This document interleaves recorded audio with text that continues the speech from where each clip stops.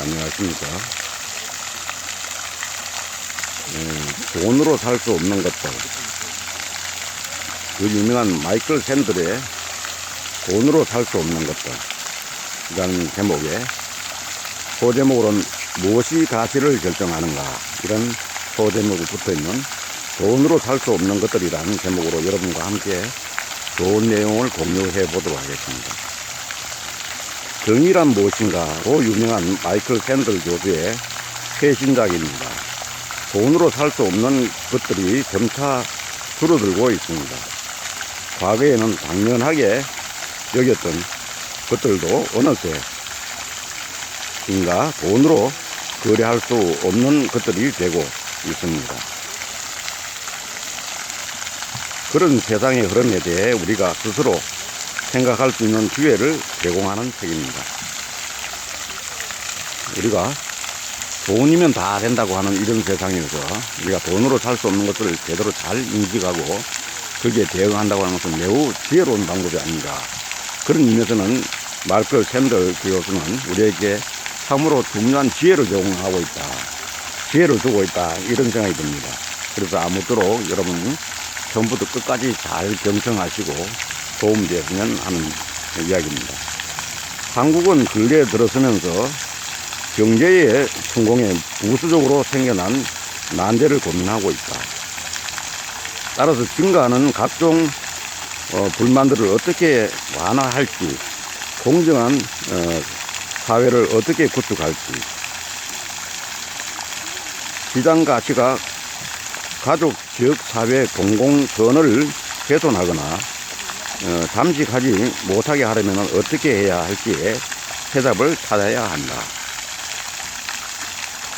이 책은 바로 이러한 난제들을 다루고 있다. 세상에는 돈으로 살 수 없는 것들이 있다. 하지만 요즘은 거리 많이 남아있지 않다. 우리는 거의 무엇이든 사고 팔 수 있는 시대에 살고 있다. 그렇다고 우리가 이런 상황을 깊이 생각하고 선택한 것은 아니다. 그러한 상황은 거의 저절로 생겨난 것 같다. 경제학이 대왕의 지위를 차지하고 있다. 사고 판단은 논리가 더 이상 물질적 대화에만 적용되지 않고 점차 현대인의 삶 전체를 지배하기 시작했다. 우리가 모든 것을 사고 팔 수 있는 사회를 향해 나아가고 있다는 사실을 걱정하는 이유는 무엇일까? 두 가지 이유를 생각해 볼 수 있다. 바로 불평등과 부패다. 돈의 논리가 작용하지 말아야 하는 그 영역은 무엇일까? 이것이 이 책에서 다루고자 하는 문제들이다. 시장은 훌륭한 선택과 저급한 선택을 구별하지 않는다. 거래하는 상방은 교환 대신에 교환 대상에 어떤 가치를 줄지 스스로 판단할 뿐이다. 시장을 포용하면서도 도덕적, 정신적 논쟁을 꺼리는 태도 때문에 우리는 무거운 대가를 치르고 있다. 그러면은 먼저 그 채치기를 한번 보겠습니다.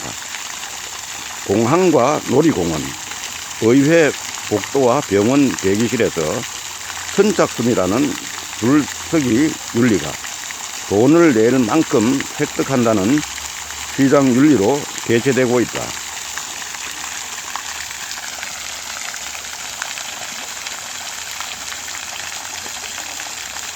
또한 이러한 변화는 한때 비시장 규범이 지배했던 삶의 영역에 돈과 시장의 영향력이 커지고 있다는 것을 의미한다.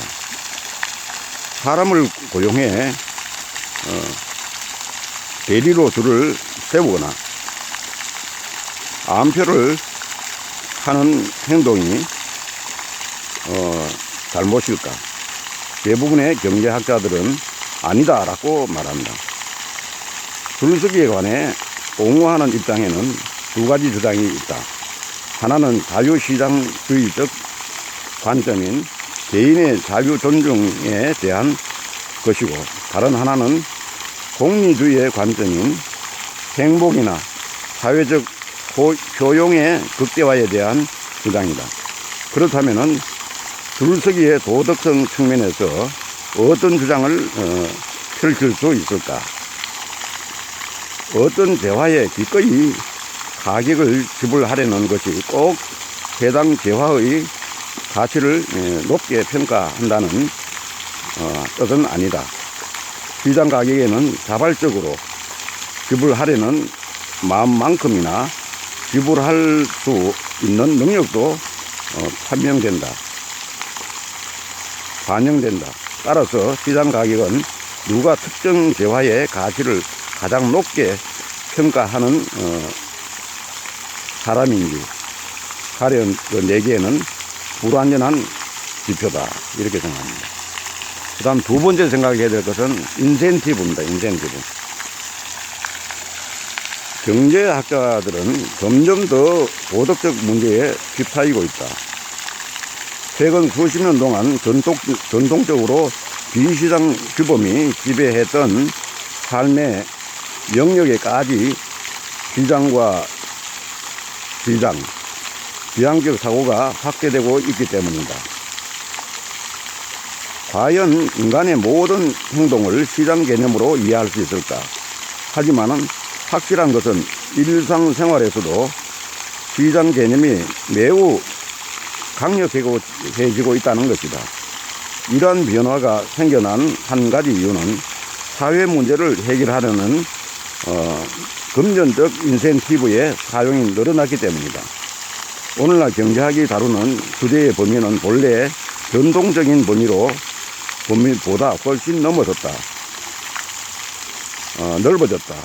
물적 재화의 생산, 유통, 소비를 다룰 뿐 아니라 일반적으로 인간의 상호작용과 개인이 결정을 내리는 원칙을 다룬다. 맨큐에 따르면 이들 중 가장 중요한 원칙은 사람은 인센티브에 반응한다는 것이다. 인센티브는 사람들이 체중을 감량하거나 더욱 열심히 일하거나 환경오염을 자제하는데 더욱 분발하게 만드는 방법이다. 시장은 삶의 비경제적 영역으로 팽창할수록 도덕적 문제와 더욱 얽히기 마련이다. 시장 논리가 물질 재화의 영역을 넘어서는 경우에 사람들의 선호가 담긴 도덕적 가치에 대해 고려하지 않는 채 사회적 효용을 맹목적으로 극대화하는 것을 원하지 않는다면 도덕적으로 거래해야 한다. 세 번째는 시장은 어떻게 도덕을 밀어내는가에 대한 생각입니다. 돈으로 살 수 없는 것이 있을까? 대부분의 사람들은 돈으로 살 수 없는 것이 없다고 대답한다. 공정성과 부패에 관한 두 가지 논쟁은 돈으로 사야 하는 것과 사지 말아야 하는 것을 둘러싼 논쟁의 파장을 불러일으킨다.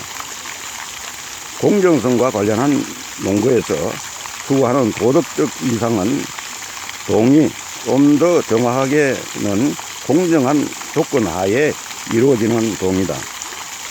즉 어떤 지점에서 불평등한 교섭력이 사회의 억지를 강압하고 그들이 하는 거래에 공정성을 해치는가를 고려해야 한다. 부패에 대해서는 규범의 규정과 그 행위가 그 규범을 훼손하는지 살펴봐야 한다. 이타주의 관용 결속 시민정신은 사용할수록 고갈되는 상품이 아니다. 오히려 운동하면은 발달하고 더욱 강해지는 근육에 가깝다. 시장 지향 사회의 결함 중 하나는 이러한 미덕이 쇠약해지게 방치하는 것이다. 우리의 공공삶을 회복하려면 좀 더 부지런히 미덕을 행사해야 한다. 네 번째, 삶과 죽음의 시장. 우리는 시장이 제공하는 사회적 선호를 위해서라면 도덕성을 잘 잠식하는 시장 관행을 감내하겠다고 결정한다. 생명보험도 그러한 타협에서 시작되었다. 하지만 투기를 향한 유혹을 억제하기는 어려웠다. 오늘날 삶과 죽음을 이용해 성장한 거대 시장이 입증하듯 보험을 도박에서 해방시키려는 치밀한 노력은 이루어지지 않았다. 5번째, 명명권.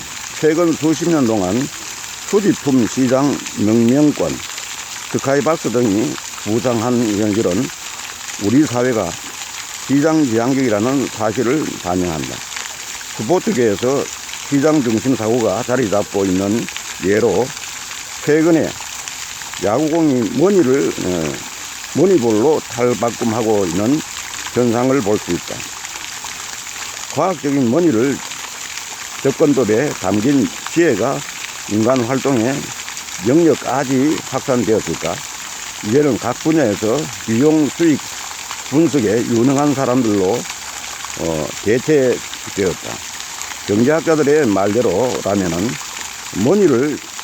머니볼 전략은 야구를 더욱 효율적으로 만든다. 하지만 야구 경기가 향상되었을까? 머니볼 전략은 최근에 발생하고 있는 시장 침입 현상과 마찬가지로 야구 자체를 않았지만 경기의 재미를 떨어뜨렸다. 사람들은 가정생활, 우정, 성, 출산, 건강, 교육, 자연, 예술, 시민정신, 스포츠 등 시장이 침입해온 많은 영역에 어떤 규범이 합당한지를 놓고 서로 의견이 다르다.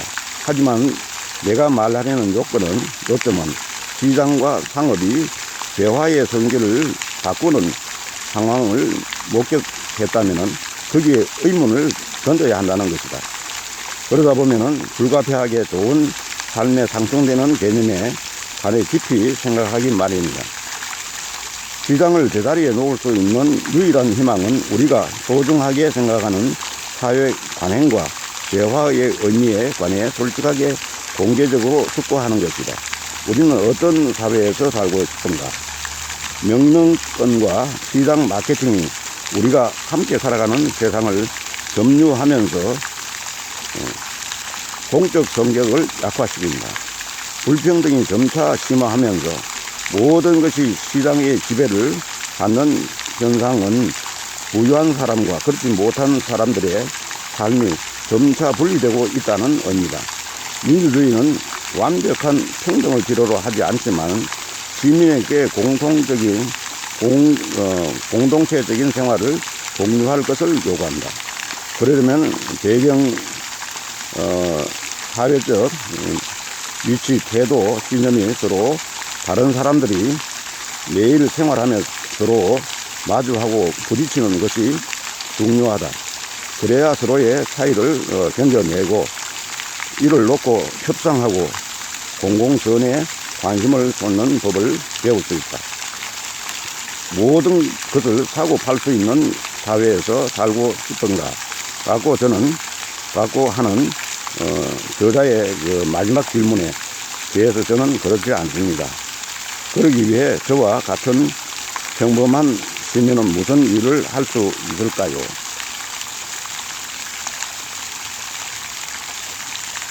우리가 우리 스스로를 한 번 더 돌아보게 하는 그런 내용이었습니다. 아무쪼록 경청에 감사드리고 오늘 하루 좋은 일 많이 생기기 바라겠습니다. 감사합니다.